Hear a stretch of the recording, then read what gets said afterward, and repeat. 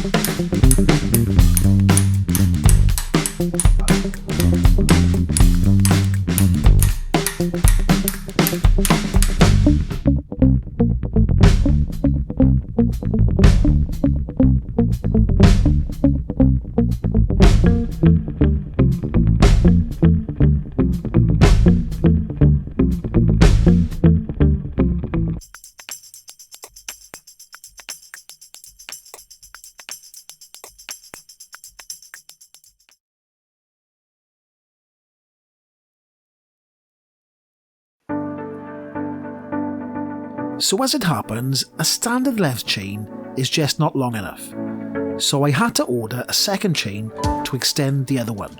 There are a few different ways to measure a chain correctly. Unfortunately, the first method I used was wrong, which was to put the chain on the largest rear cog and around the front chain ring, measure and add an extra 4 links. This method was overstretching the rear derailleur.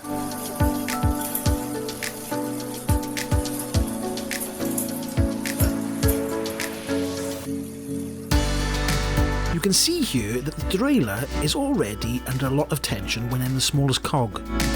So the method I used was to put the chain on the front chain ring and then through the derailleur and around the smallest cog, and they'll pull the chain until the derailleur just starts to lift. This method worked perfectly.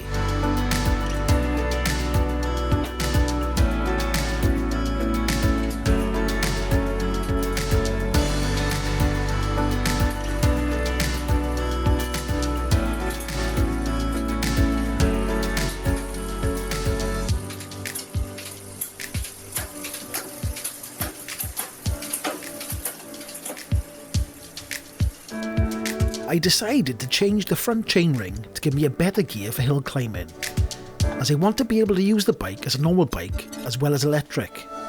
I changed it from a 42 tooth to a 38 tooth.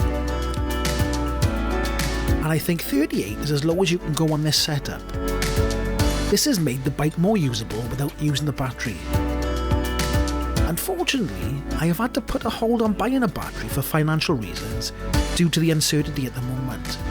And hopefully things will get better in the coming months. Anyway, I've been out on the bike a few times and I have to say it rides well. So I will leave you with a ride through some Welsh countryside.